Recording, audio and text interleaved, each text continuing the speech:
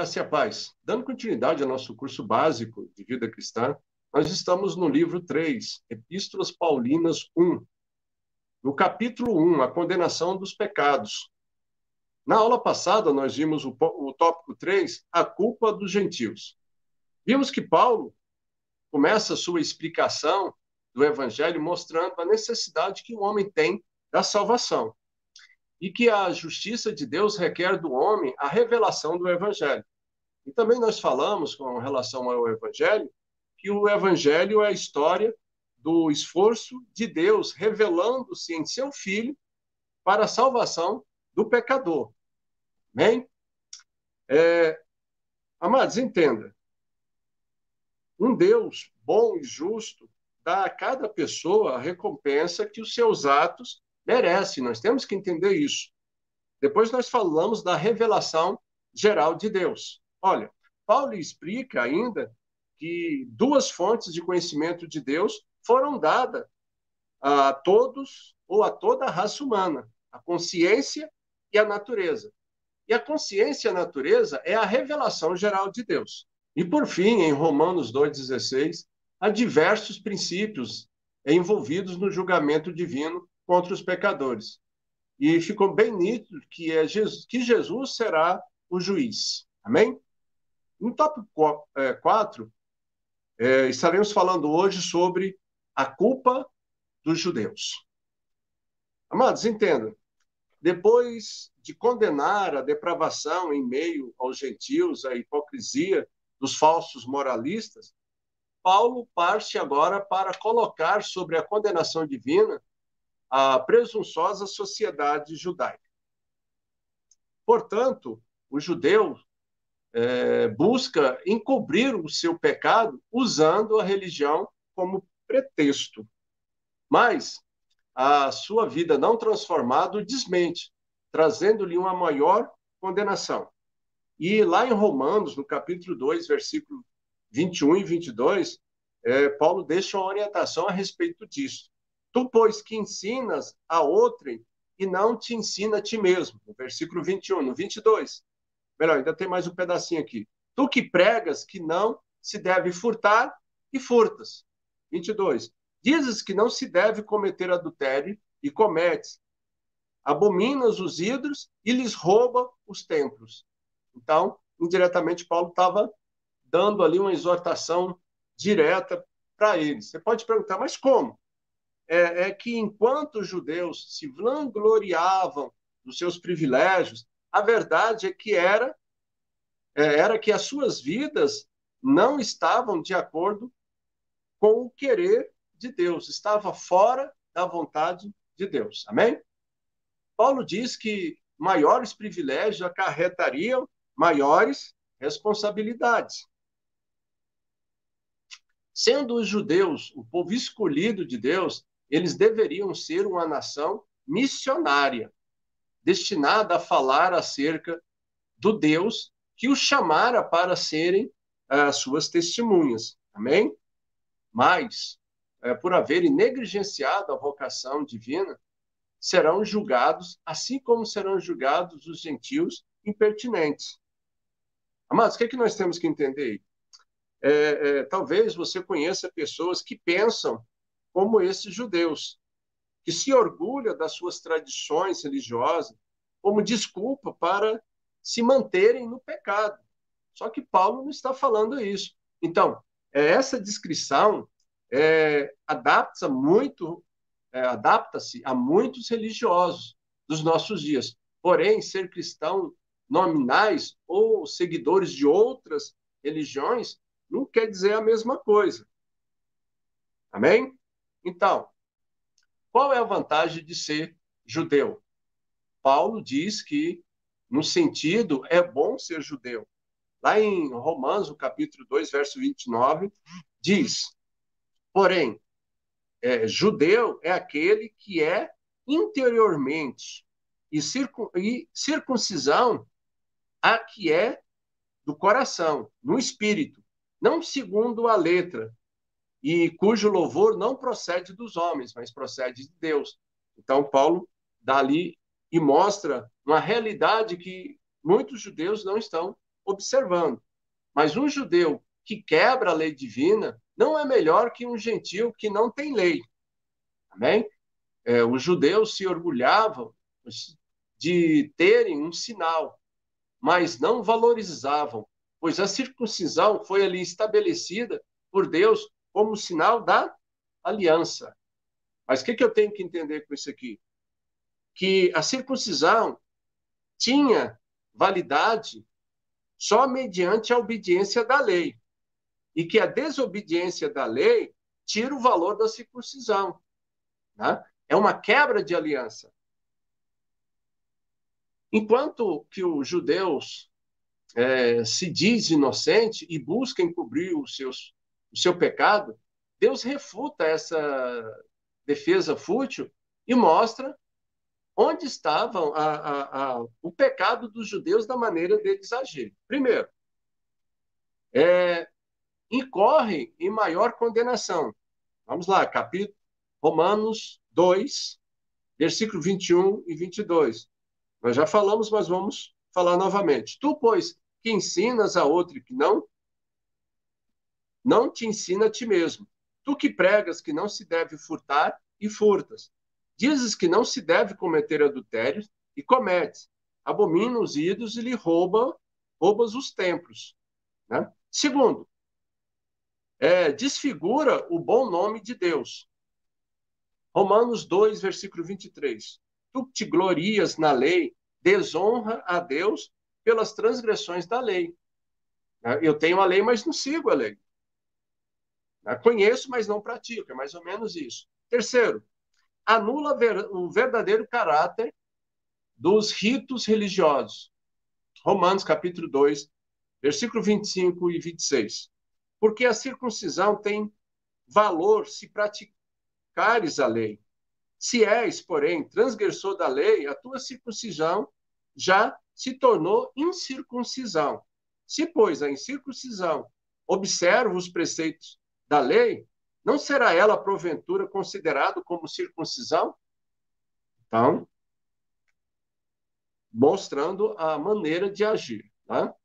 E essa palavra ela pode ser trazida para os nossos dias, que às vezes nós conhecemos a palavra, vamos no culto, participamos da ceia, mas não praticamos a palavra. E a vontade de Deus é essa. Quarto, retira dos judeus seus privilégios por sua posição religiosa. Romanos capítulo 2, versículo 29. Porém, judeu é aquele que o é interiormente, e circuncisão a que é do coração, no espírito, não segundo a letra, e cujo louvor não procede dos homens, mas de Deus. Amém?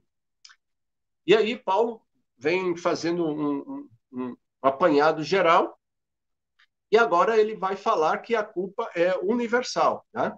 Então, observa, mano, nesses primeiros versículos do capítulo 3, já, do versículo 1 ao 8, Paulo responde a diversas perguntas teológicas, referindo-se ao povo judeu. Nós vamos ver algumas delas, ok? Primeiro ponto que nós temos que entender é que essa linha de pensamento e de argumentação de Paulo, esse texto final que teve início lá no capítulo 1, versículo 18, que diz ali, a ira de Deus se revela do céu contra toda impiedade e perversão dos homens que detêm a verdade pela injustiça. Ele vem terminar aqui no capítulo 3, versículo 1 ao 8. Ok? Então, ao apresentar a humanidade dividida em grupos, Paulo coloca cada um deles sobre a condenação justa de Deus, sobre a ira de Deus. Amém? Então, observe, a humanidade em geral, os gentios, os críticos moralistas e os religiosos judeus foram colocados sobre o justo juízo de Deus. Ou seja, estavam todos eles no mesmo, como diz o ditado popular, no mesmo saco. Uns achavam que eram mais importantes do que outros, mas na realidade são todos iguais. É isso que Paulo está agora trazendo à tona, né? O Paulo ele conclui seu argumento sobre a culpabilidade do homem, incluindo todo ser humano sobre a condenação de Deus. Não tem escapatória. Tá? E assim, no capítulo 3, versículo 1, começa as perguntas. Qual é a vantagem de ser judeu? No capítulo 3, versículo 2, nós temos ali ele respondendo muitas, sobre todos os aspectos, principalmente porque aos judeus foram confiados os oráculos de Deus. Ok, Paulo está falando assim, olha, muitas. Primeiramente, os judeus foi confiada a palavra de Deus. Eles eram os cuidadores da palavra de Deus. Eles tinham a responsabilidade de levar a palavra, a revelação da palavra de Deus aos outros povos. Né? Continuando, então. Ao mostrar que o fato de receberem a revelação divina era, na verdade, um privilégio que se originou em Deus, devemos lembrar muito bem disso, Paulo mostra também que não havia mérito algum neles, pois todos enfrentarão o justo juízo de Deus. Porque muitas vezes, amados, nós temos que entender isso. Porque é Deus que está fazendo a obra, é Deus que está te usando para fazer determinadas coisas e você acaba se ensoberbecendo, crescendo, achando que você é alguma coisa. Não, você é apenas um instrumento. Quem faz a ação é Deus, né? Então, uma vez que os judeus haviam quebrado o conceito, o pacto divino, a aliança com Deus, já não podiam ser considerados como judeus verdadeiros e herdeiros das promessas de Deus. Estavam quebrados, ok?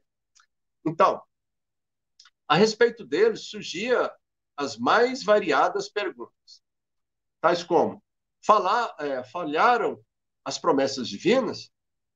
Os concertos já não são válidos? O plano de Deus falhara? Tá? Então, aí, Paulo, o apóstolo,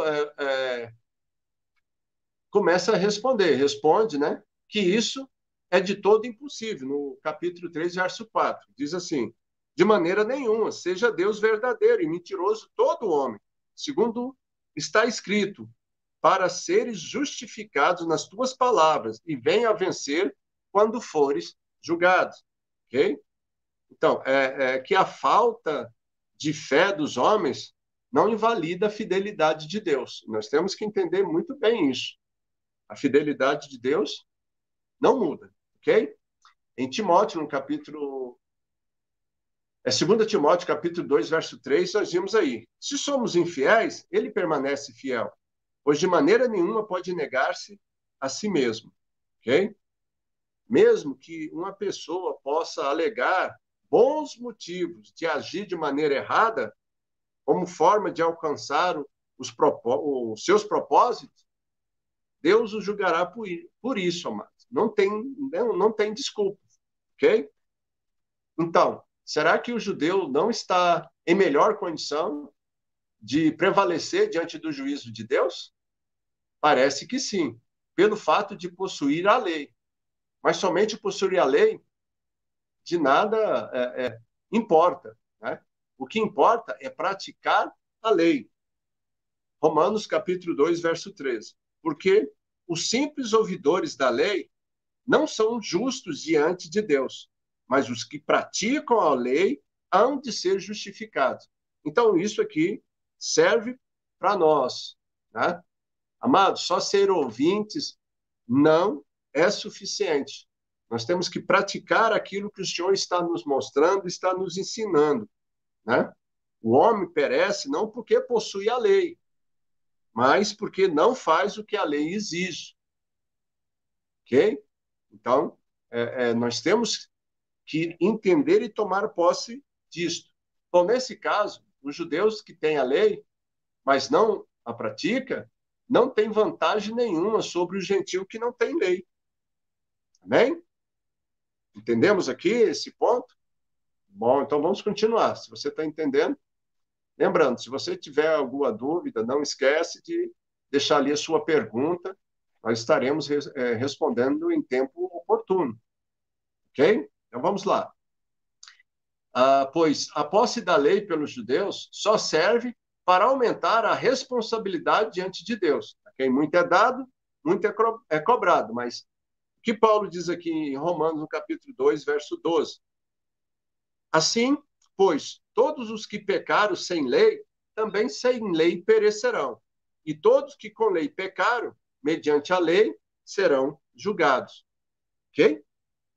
Entenda isso, a incredulidade dos judeus anula a fidelidade de Deus? Talvez você possa perguntar, nós já fizemos essa pergunta lá atrás, mas vamos voltar aqui e refazê-la novamente. A incredulidade dos judeus anula a fidelidade de Deus? Ou talvez torna-se injusto o juízo de Deus? O que Paulo falou a respeito?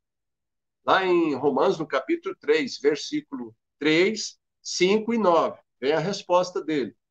De maneira nenhuma, pois já temos demonstrado que todos estão debaixo do pecado. Amém? Então, a necessidade de salvação, amados, é universal. Por quê? A culpa, o pecado também é universal. Então, se a necessidade de salvação é universal, considerando-se que os dois aspectos da condição espiritual da raça humana, né? Quais são esses dois aspectos? Primeiro, a condenação, ela é universal. Amém? Romanos capítulo 3, verso 9. Que se conclui? Temos nós qualquer vantagem? Não, de forma nenhuma, pois já temos demonstrado que todos, tanto judeus como gregos, estão debaixo do pecado. Na parte 2, o pecado é indomável e pessoal, tanto como Estado, como em palavras e em ações. Romanos 3, verso 13. A garganta deles é sepulcro aberto, com a língua urdem engano, veneno de víboras estão nos seus lábios. Ok? E se você depois tiver curiosidade, você pode ler o 14, que diz, a boca deles, a boca eles o têm cheia de maldições e de amarguras. E completa aí também esse raciocínio de Paulo. Bem, amados, então, depois de mostrar a extensão do pecado, Paulo mostra o domínio do pecado da cabeça aos pés de cada pessoa. Né? Então, observe, nos versículos 18 e 19, nós temos ali um diagnóstico. A terrível doença moral e espiritual da raça humana. Todos estão debaixo do pecado. Todos estão debaixo do pecado. Os judeus que confiam na lei para se justificarem não podem negar o veredito de culpa que a lei apresenta a eles. Né? Não tem como eles negar. Aí pode levantar outra questão. Como entender a lei? A lei, amados, é o espelho para revelar e mostrar o nosso engano e o nosso erro. Não é um sabão para lavar o nosso engano e o nosso erro. O seu alvo é mostrar que há uma necessidade de limpeza e não de nos tornarmos limpos. Amém? Então, a lei te traz o conhecimento para que você possa mudar as suas atitudes. Deus não pode isentar ninguém do pecado. Por quê? Romanos capítulo 3, versículo 10 e 12. Não há justo, nem sequer um. Versículo 12. Todos se extraviaram, a um se fez inúteis. Não há quem faça o bem, não há justo, nenhum sequer. Amém? O que nós temos aí? Que o veredito final é arrasador, né? Romanos 3, 19. Que se cale toda a boca e todo mundo seja culpável perante Deus. A sentença de culpa é pronunciada contra todo o mundo, contra todos.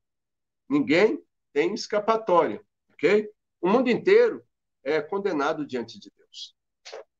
E que, do lado humano, não há nenhuma possibilidade de escape para o homem.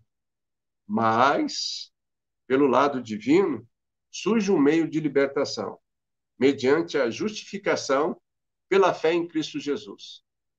A obra de Cristo Jesus, lá na cruz do Calvário, é o nosso único caminho. Por isso que Jesus falou que ele era o caminho, a verdade e a vida. E que ninguém iria ao Pai a não ser por ele.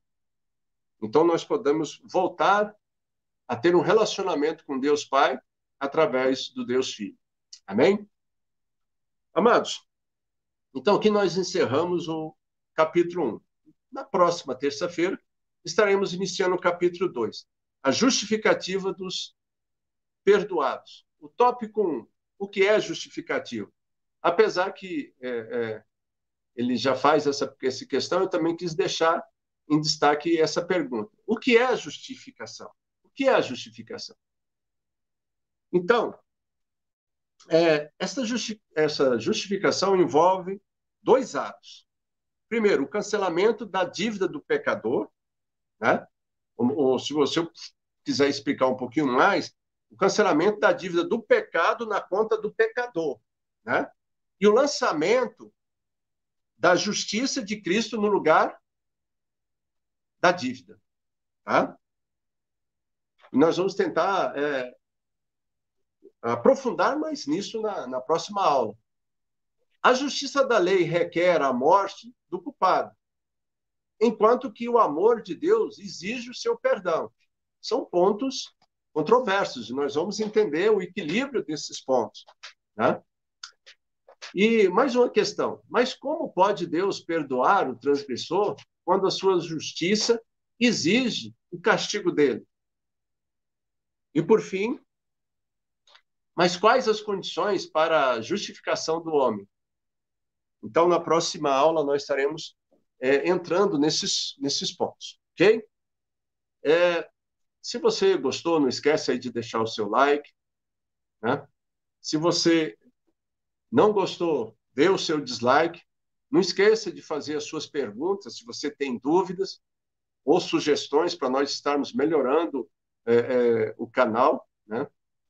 Devido a muitas sugestões, nós estamos tentando melhorar cada vez mais as aulas para que haja maior participação e você possa reter um pouco maior de informações, porque você não está só vendo, você está também, não está só ouvindo, você também está vendo os tópicos escritos, e você pode anotar e depois fazer um estudo mais restrito, né?